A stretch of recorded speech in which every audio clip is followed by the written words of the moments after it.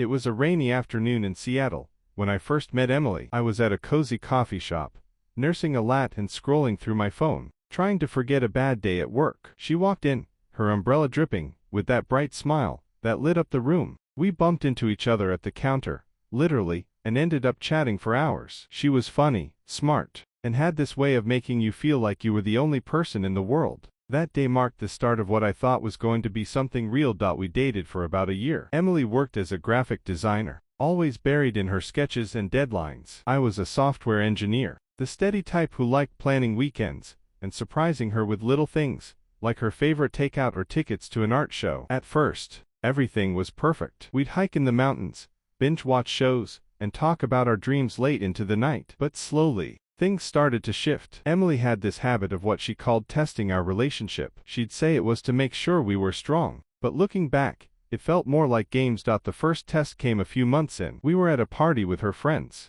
and she spent the whole evening talking to this guy named Alex, an old college buddy. They laughed about inside jokes, and she'd touch his arm lightly while sharing stories. I tried to join in, but she brushed me off, saying she needed space to reconnect with friends. Later that night, when I mentioned it bothered me, she got defensive. "It's just a test, Jake," she said. "If you're secure, you shouldn't care." I swallowed my hurt and nodded, thinking maybe I was overreacting. But deep down, it stung, like she was flirting right in front of me, emotionally pulling away. As time went on, the tests got more frequent. One weekend, she canceled our plans last minute to go on a girls' trip that turned out to include some guy friends from work. She'd post pictures on social media, her smiling next to them, arms around shoulders, captions like, "Best times with the best people." When I'd ask about it, she'd accuse me of being jealous or controlling. "Trust is key, Jake. This is me testing if you really trust me." I'd calm myself, take deep breaths, and respond with understanding. I didn't want to fight. I wanted us to work.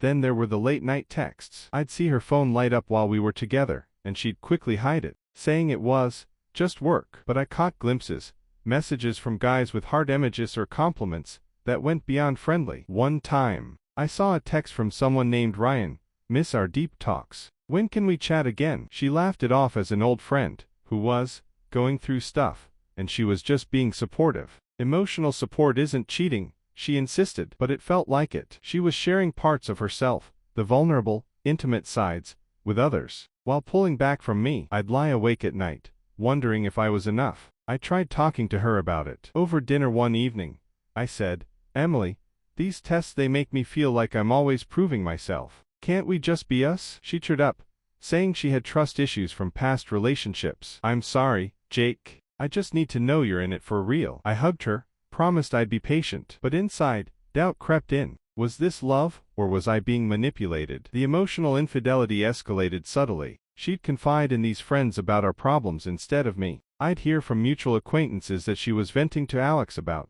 how stressed our relationship made her. Meanwhile, she'd be distant with me, canceling dates or giving one-word replies to my texts. Yet, when we were together, she'd be affectionate, pulling me back in just enough to keep me hooked. It was a roller coaster, highs of connection followed by lows of uncertainty. One particularly tough week, I planned a surprise getaway to the coast. I booked a cabin, packed her favorite snacks, even arranged for a sunset picnic. But the day before, she texted, "Hey, can't make it. Hanging with Ryan. He needs a friend right now." Ryan again. I felt a pang in my chest, like a knife twisting. When I called her, she said, "It's not a big deal. Why are you so insecure? This is another test." I hung up, staring at the wall, feeling more alone than ever. I started journaling to cope. Writing down my feelings helped me see the pattern. Her tests were excuses for emotional wandering. She was seeking validation elsewhere, building connections that mirrored what we should have had. It wasn't physical cheating, at least, I didn't think so,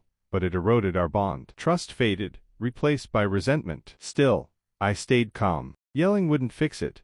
I wanted to understand. Then came the night that changed everything. I was at home, cooking dinner for us, when my phone buzzed. It was Emily. "Hey Jake, I've been thinking. I have someone else now, so maybe we should break up." Just like that. No call, no face-to-face. A text, cold and casual. I stared at the screen, my heart pounding. After all the tests, the emotional games, who was this? Someone else. Probably Ryan or Alex, or maybe someone new. The pieces clicked, her distance, the secrets, the way she'd light up at mentions of other guys. It was emotional infidelity all along, leading to this. But instead of rage, a strange calm washed over me. I'd spent months proving my love, bending to her tests. Now, it was clear, she'd already checked out. I took a deep breath, set the phone down, and finished cooking. Then I replied, "Okay, if that's what you want. Take care." No drama, no begging, just calm acceptance. She texted back immediately, "Wait, that's it. You're not even upset." I didn't respond. What was there to say? I'd given my all. She hadn't. The next few days were quiet. Friends called,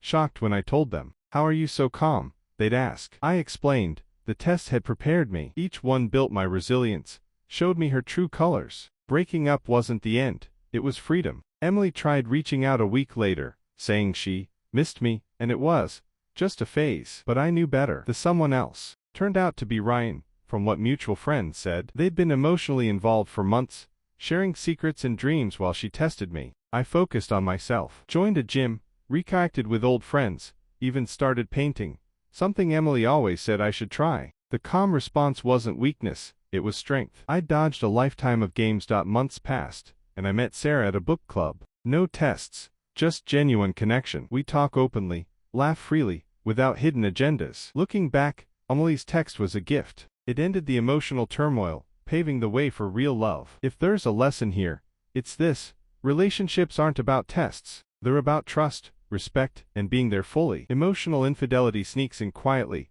but it hurts just as deep. And sometimes, the calmest response is the most powerful one.